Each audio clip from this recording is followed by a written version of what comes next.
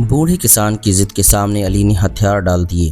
سب مجاہدین نے بوڑھے کسان کا شکریہ ادا کیا اور اپنے مرکز کی طرف چل پڑے۔ عصر کا وقت تھا جب درویش خان اپنے دستے کے ساتھ مرکز پہنچا۔ درویش خان کے دستے کے 5 مجاہدین شہید ہو گئے تھے، 2 بارودی سرنگوں سے اور 3 گولہ باری سے، جبکہ 12 مجاہد زخمی ہوئے تھے۔ مجاہدین کے نزدیک یہ کوئی بڑا نقصان نہ تھا، بلکہ ان کی طرف سے چھاؤنی کے اندر حملہ بہت بڑا کارنامہ تھا۔ اس حملے سے روسیوں کے اندر خوف و ہراس پھیل گیا اور وہ پورے شہر میں ذلیل و خوار ہو گئے۔ چوتھے دن چھاؤنی سے ایک فوجی بھاگ کر آیا۔ اس نے بتایا کہ کیپٹن عبدالستار نے اسے بھیجا۔ اس نے مزید بتایا کہ مجاہدین کی گولہ باری سے روسیوں کی اکثر بیرکیں تباہ ہو گئیں اور سینکڑوں روسیوں سمیت بے شمار افغان کمیونسٹ فوجی مارے گئے۔ کیپٹن عبدالستار کے بارے میں اس نے بتایا کہ ابتدائی تفتیش کے بعد اسے اس کے عہدے پر بحال رکھا گیا ہے، جبکہ کئی روسی اور دوسرے افغان فوجی افسروں کو نوکری سے معطل کر دیا گیا ہے اور واقعے کی انکوائری کے لیے کابل سے روسی افسر آیا ہوا ہے۔ چھاؤنی کے اندر جا کر حملہ کرنا اور اسلحہ کا ڈیپو لوٹ لینا اتنا بڑا واقعہ تھا کہ کابل حکومت اسے چھپا نہ سکی، اور یہ خبر نہ صرف دنیا کے تمام ریڈیو اسٹیشنوں سے نشر ہوئی بلکہ اخبارات میں بھی نمایاں طور پر شائع ہوئی۔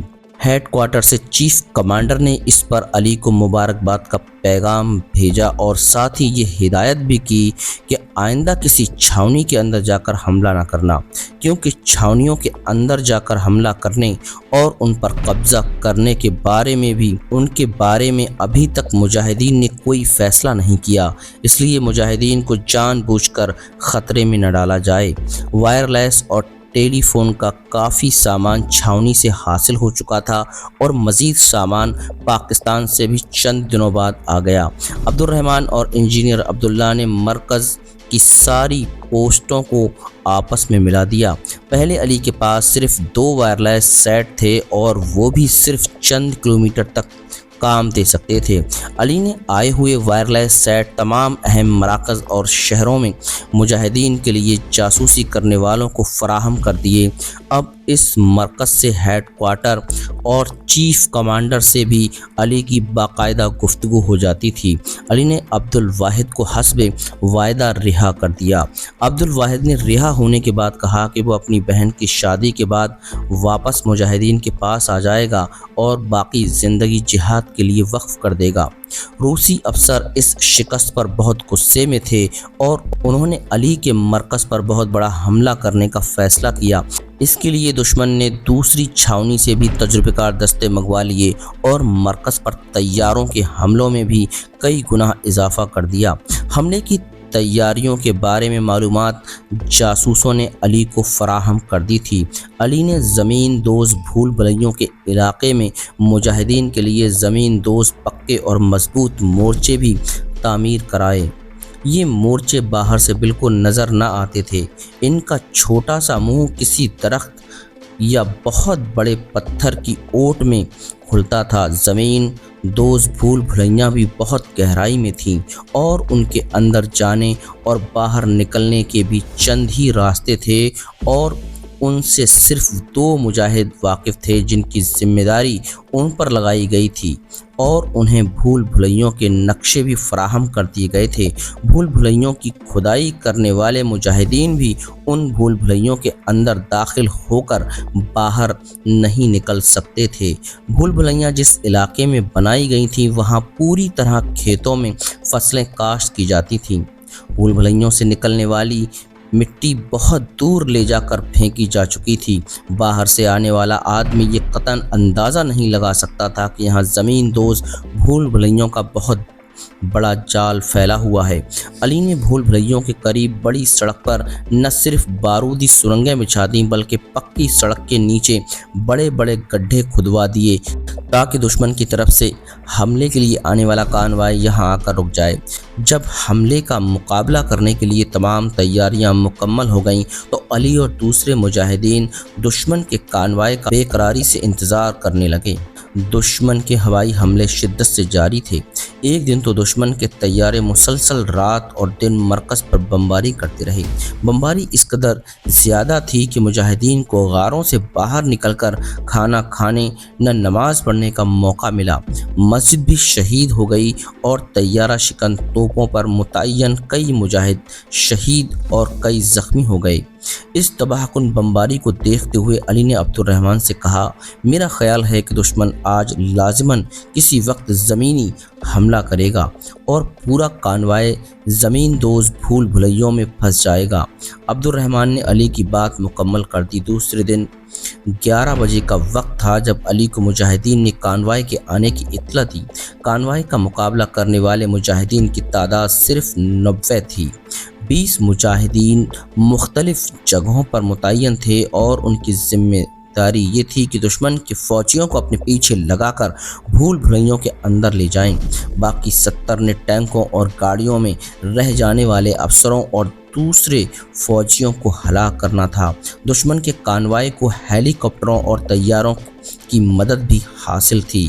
وسیع و عریض علاقے پر بمباری کر رہے تھے اور ہیلی کاپٹر کانوائے کے ارد گرد ہر 2 اطراف نیچی پرواز کے ذریعے شیلنگ کر رہے تھے۔ بھول بھلیوں کے علاقے کے قریب پہنچ کر کچھ ٹینک کھودے گئے گڈھوں میں پھنس گئے اور کچھ ٹینک شکن بارودی سرنگوں کا نشانہ بن گئے۔ کانوائے رک گیا اور حسب سابق ارد گرد زبردست گولہ باری شروع کر دی۔ ہیلی کاپٹر بھی ارد گرد مسلسل شیلنگ کر رہے تھے۔ مجاہدین اپنے مورچوں میں بیٹھے یہ سارا منظر دیکھ رہے تھے۔ دشمن کے فوجی ٹینکوں اور بختر بند گاڑیوں سے باہر نکل کر آگے بڑھنے لگے۔ جن 20 مجاہدین کی ذمہ داری تھی کہ فوجیوں کو اپنے پیچھے لگائیں، ان میں سے کچھ اپنے مورچوں سے نکلے، فائرنگ کی اور بھول بھلیوں کی طرف پسپا ہونے لگے۔ دشمن کے کئی فوجی دستے ان کا پیچھا کرنے لگے۔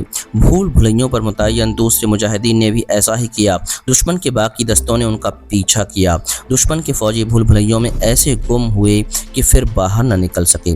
ٹینکوں اور بختر بند گاڑیوں میں رہ جانے والے فوجیوں نے ان کی واپسی کا خاصا انتظار کیا، مگر جب وہ بہت دیر تک واپس نہ آئے تو وہ بھی ان کی تلاش میں باہر نکلے۔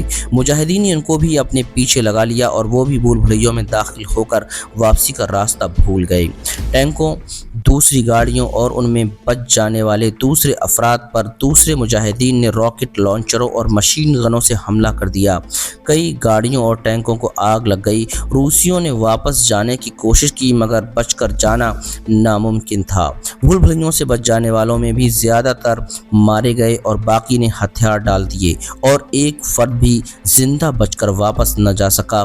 گرفتار ہونے والے روسی اور افغان افسروں کی تعداد 15 تھی۔ مجاہدین کام کا اسلحہ مرکز لے گئے۔ ٹینکوں اور گاڑیوں میں سے جو کام کی تھی انہیں بھی مرکز لے گئے، باقی کو وہیں پڑا رہنے دیا۔ مجاہدین نے پورے کانوائے کی تباہی پر خوشیاں منائیں اور شکرانے کے نفل ادا کیے۔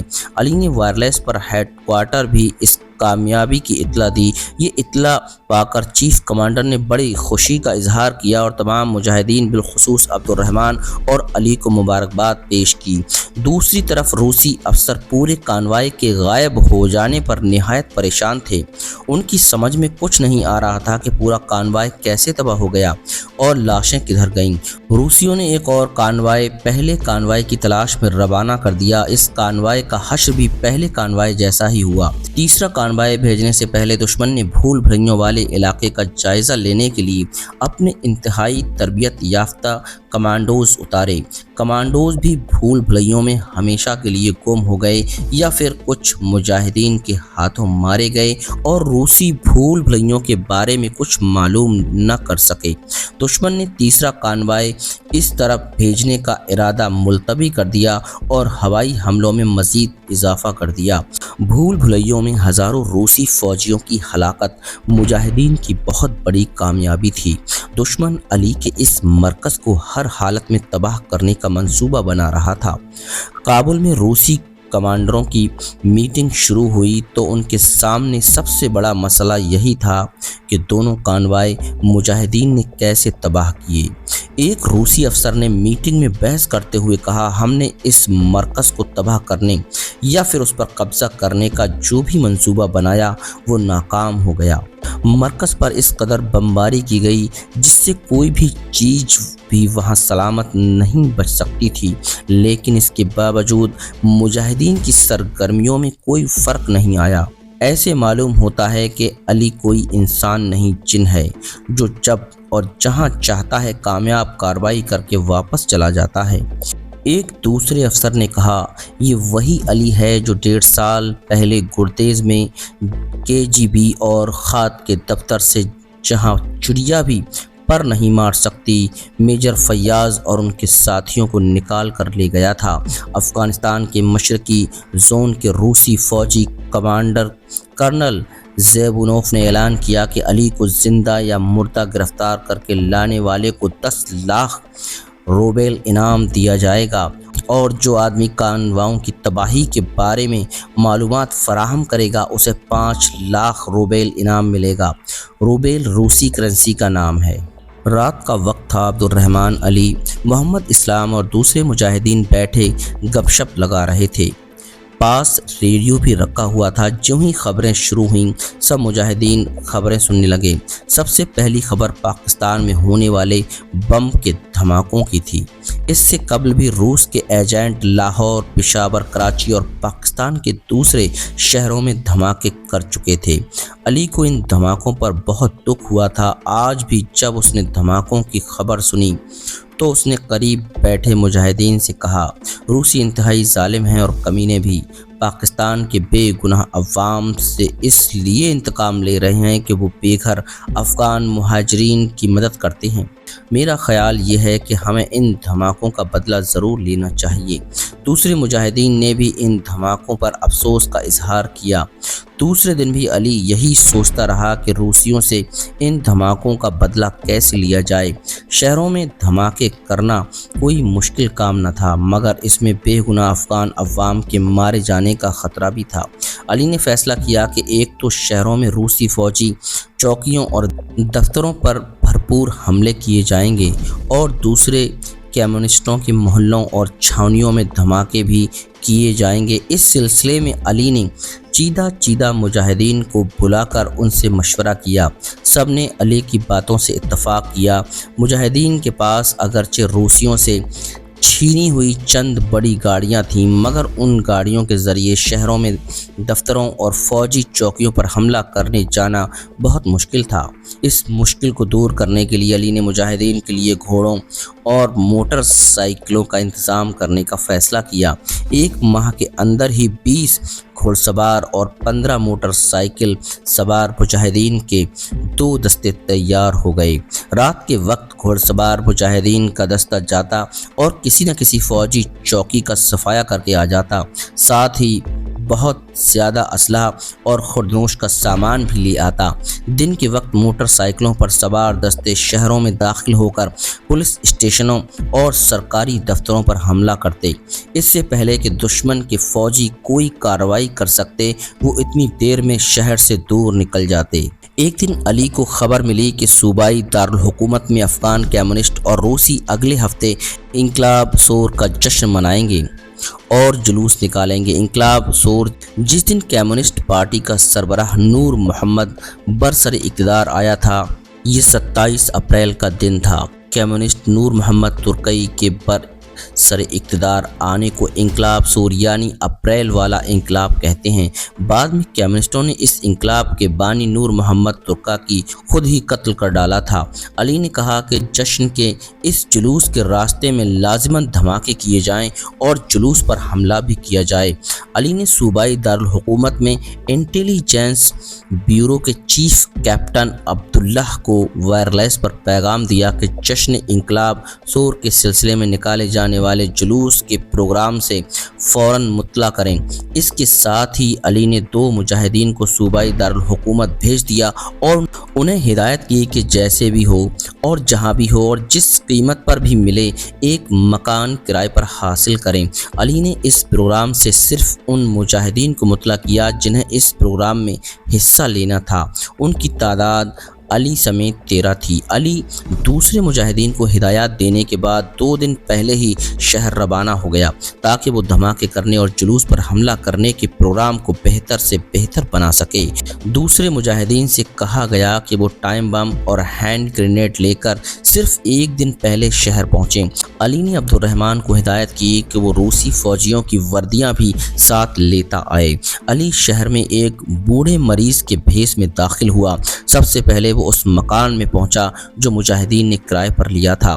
مکان کا جائزہ لینے کے بعد علی نے مجاہدین کے شہر میں انٹیلیجنس بیورو کے چیف کیپٹن عبید اللہ سے رابطہ قائم کیا اور روسیوں کے انتظامات کے بارے میں مزید تفصیلات حاصل کی۔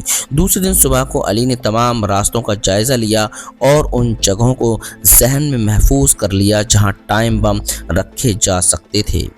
واپس آ کر علی نے کھاد کی 6 بوریاں اور 2 گیلن پیٹرول منگوایا۔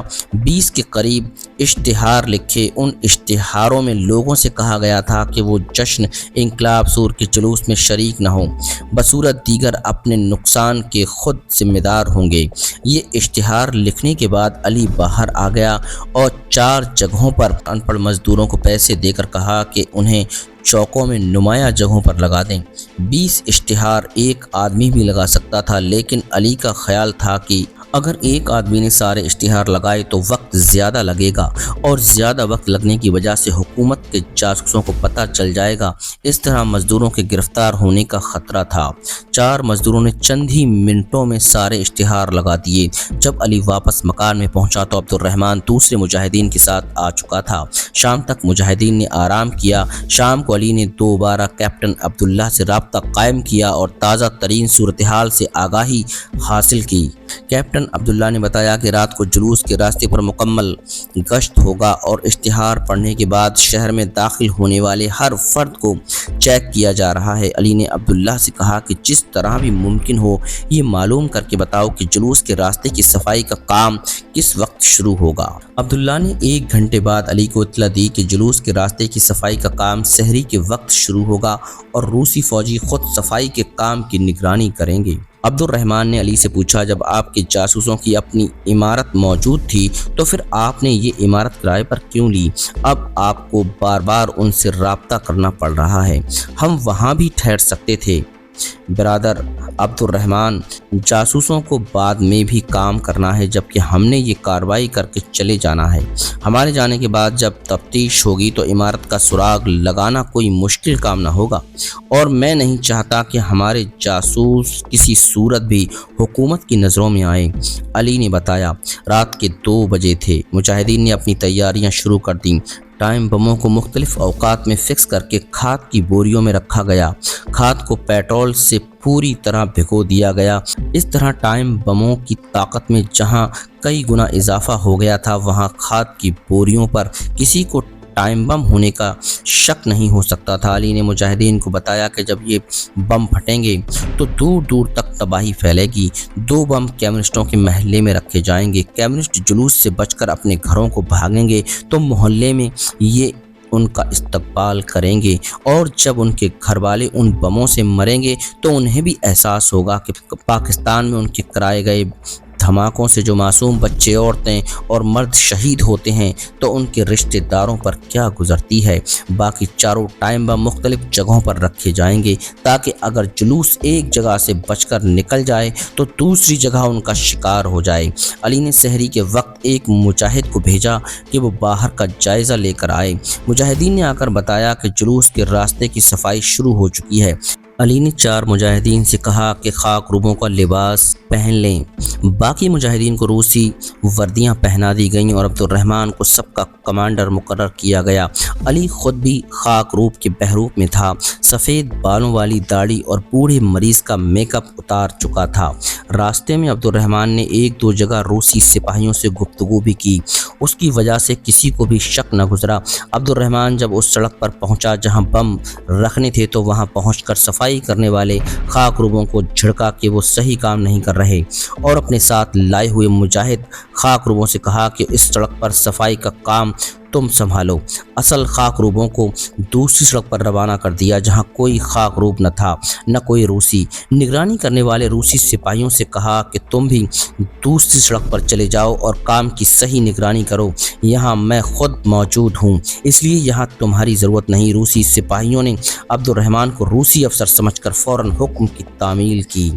روسی فوجیوں اور اصلی خاک روبوں کے جانے کے بعد علی نے دو مختلف جگہوں پر فٹ پاتھ کی اینٹیں اکھڑوائیں اور کھاد کی بوریاں زمین میں دفنا دی گئیں۔ پھر اینٹوں کو دوبارہ بڑی مہارت سے لگا کر سڑک اچھی طرح صاف کر دی گئی۔ واپسی پر 2 بوریوں کو کمیونسٹوں کے محلے میں کوڑا کرکٹ کے ایک ڈھیر میں چھپا دیا گیا۔ کرائے کا مکان جلوس کے راستے سے زیادہ دور نہیں تھا۔ علی نے مجاہدین سے مشورے کے بعد طے کیا کہ جلوس کا اگلا حصہ جو فوجیوں اور ان کی گاڑیوں پر مشتمل ہوگا، اگر کسی وجہ سے بموں کے دھماکوں کی لپیٹ میں آنے سے بچ گیا تو ہم ان پر ہینڈ گرینیڈوں سے حملہ کریں گے۔ اشتہارات کی وجہ سے مجاہدین کے حملے کا خوف خاصا پھیل گیا تھا، اس لیے شہر کے عام لوگوں نے جلوس میں شرکت نہ کی، مگر کمیونسٹ پوری تیاری سے شریک ہوئے۔ جلوس میں روسی فوجیوں کے علاوہ افغان فوجی بھی بھاری تعداد میں شریک تھے۔ جلوس میں روسی پرچم کے علاوہ لینن اور گوربا چوف کی تصویریں کمیونسٹوں نے اٹھائی ہوئی تھی۔ کمیونسٹ روس زندہ باد، گوربا چوف زندہ باد، دقیانوسی نظام، اسلام مرد آباد، انقلاب زور زندہ باد کے نعرے لگا رہے تھے۔ کمیونسٹ لڑکیاں اور لڑکے ڈانس کر رہے تھے۔ کمیونسٹ رہنماؤں نے مجاہدین اور پاکستان کے خلاف تقریریں کی اور لینن کو نعوذ باللہ نبی کریم صلی اللہ تعالی وسلم سے بھی بڑا لیڈر قرار دیا۔ جلوس کے آگے آگے ٹینکوں اور بختر بند گاڑیوں کے دستے تھے اور اوپر ہیلی کاپٹر مسلسل پرواز کر رہے تھے۔ مسلح فوجی دستے سڑک کے دونوں طرف کھڑے تھے۔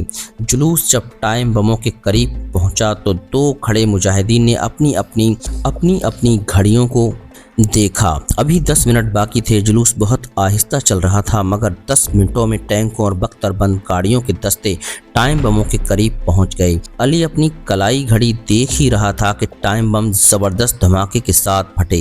جلوس کے اندر بھگدڑ مچ گئی۔ روسی فوجیوں اور اسلام کے خلاف نعرے لگانے والوں کی لاشیں ٹکڑے ٹکڑے ہو کر بکھرنے لگیں۔ کھاد میں پیٹرول ڈالے جانے کی وجہ سے ارد گرد کے کئی مکانوں کو آگ لگ گئی۔ کچھ لوگ پیچھے اور کچھ لوگ آگے کی طرف بھاگ رہے تھے۔